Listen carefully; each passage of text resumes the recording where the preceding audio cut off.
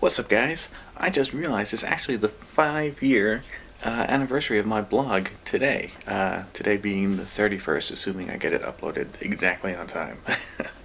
um, and so anyway, I was looking back, and my very first post was on a really obscure record, which is still really obscure, and sort of surprisingly obscure, because A is on a major label, and B it features big-time important hip-hop artists. It was this one. The Juice Crew, 1999, Juice Crew Third Millennium on Universal Records. There's just this one 12-inch. I mean, there are more copies of this 12-inch press, but that's all they did was one single on vinyl. And so, since it's pretty obscure, because, first of all, it was my first post, so, I don't think a lot of people were checking for my blog back then. I mean, a lot of people aren't checking for my blog now, so they definitely weren't, on Hello, the first blog. So I think a lot of people missed that entry. And it's really a record, I'm just surprised no one, at least now sort of on the underground circuit, kind of talks about. And, because now with the video, it gives you a chance to hear it, which you couldn't in my original post, which was just all text. So the first thing I want to do is quell your expectations from getting too overblown.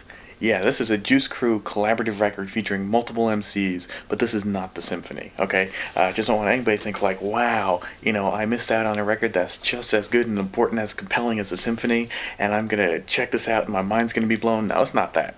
It's not anywhere close to the importance or just the, excitement of the symphony. But it is a seriously good, quality, genuinely dope record, and especially appealing, of course, to people who are fans of the Juice Crew. Now, admittedly, this is sort of second-tier Juice Crew. Big Daddy Kane, not on it. Kool G Rap, not on it. Craig G, not on it. Massa Ace, not on it. Roxanne Shante, not on it. Produced by Marley Marl? No. Okay, so you get the idea. This is really not the ideal Juice Crew lineup.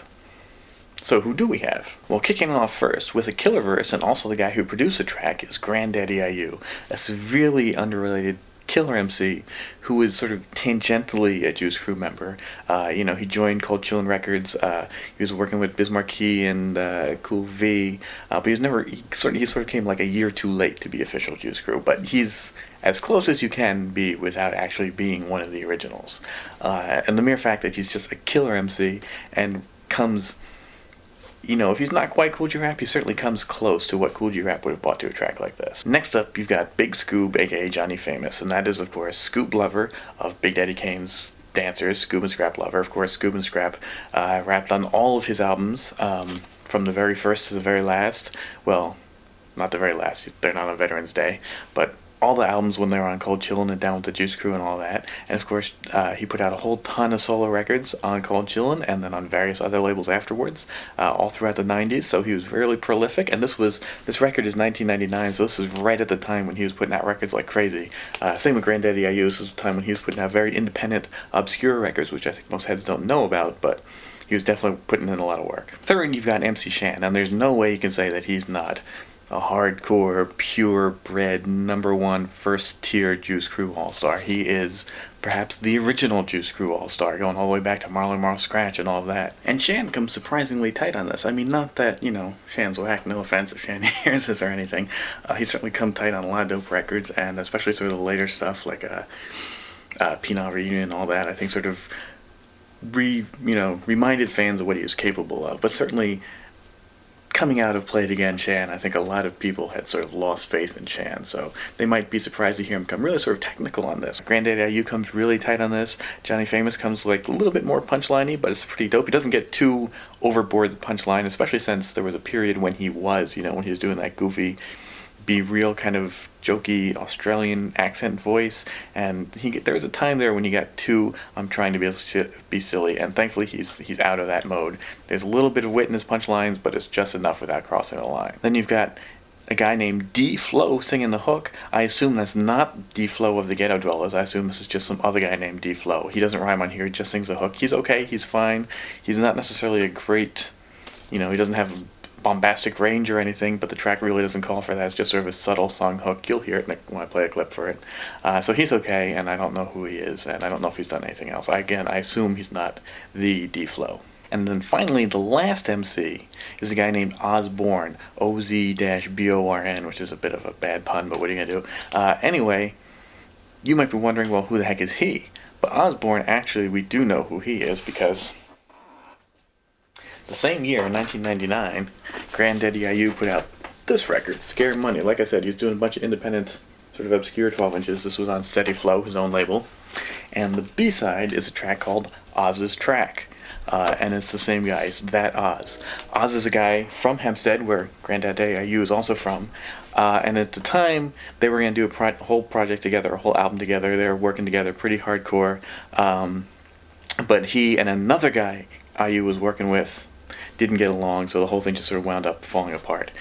So this was sort of the very short-lived collaboration between Oz and Granddaddy IU. But they were working together in 1999, so that's who he is. He was IU's sort of protege / collaborator. The track is called Thug Money, and so yes, obviously it is definitely a more hardcore thug kind of track. Production wise, it's sort of simple, but it's dope. I mean, it's you know, it's nothing mind blowing. It's not like a premiere, you know, get you, oh, I have to get who produced this, I have to get that record kind of track. But it's definitely a capable sort of track. It would have been dope on the radio. You know, anybody of that time, like Papoose or whatever, could have been rocking over that. Anything that like J Love produced, that sort of level of track.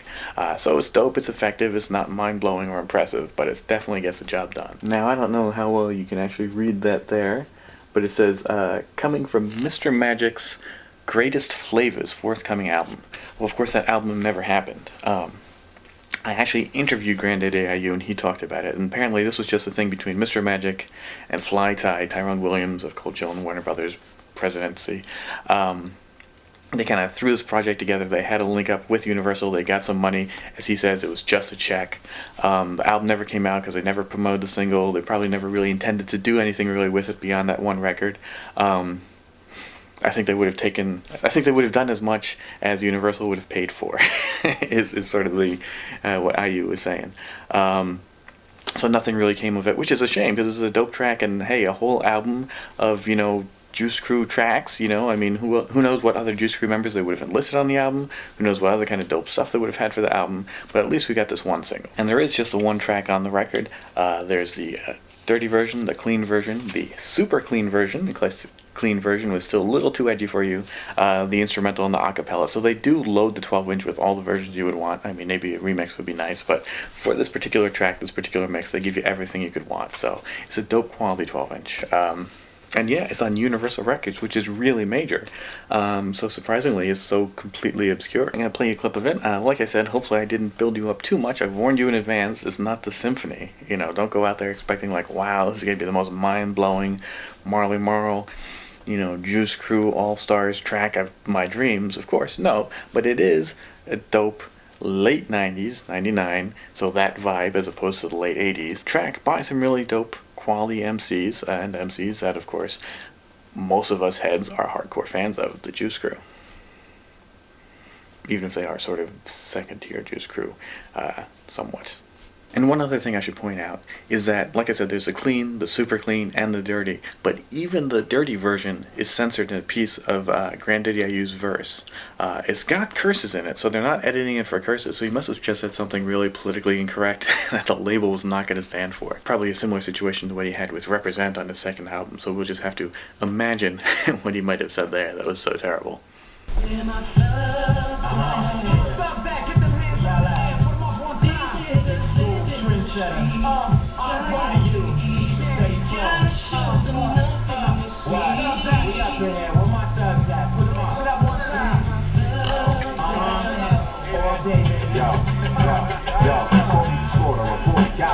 Under my order, cut the desert ease in the glove box next to the CDs. You see these quattros, they drop foes. And these hot flows, whack niggas ain't got clothes. And I pop hoes till the fucking spot close and rock hoes.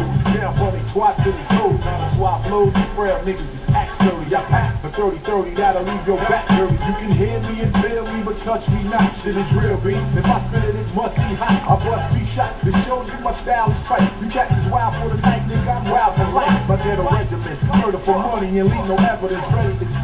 Cause we love dead presidents, inheritance like the top stop pretending he's hollow and in the front rack. Who the fuck back the cop out of you? Smuggle 100 bricks through LaGuardia, hot in Somalia, emptying clips inside of you. If life was a game that money could buy, I'd probably catch it on sale and say the rest was fail. In real life, son, only the best prevail. Niggas die in fiction, shit you talking is science fiction, gloss and glamour. So while you floss for the camera, I'll be all yours, cocking the 4-4 hammer like love money, drug money, I love money till they kill me. I'ma make the whole world feel me. If you hit me, nigga, holla back.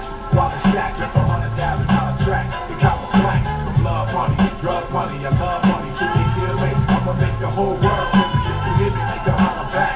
While the stack up $100,000 track, the copper My black. style is name brand, you just a no-frill nigga. I'm extra large, even Tommy want this hill figure. Brooklyn, but wow, the streets like hockey. Got you yelling, like Rocky. My project stand alone, I represent the zone. Picket Avenue, you get robbed on the payphone. So thanks for watching, and here's to another 5 years. Peace out.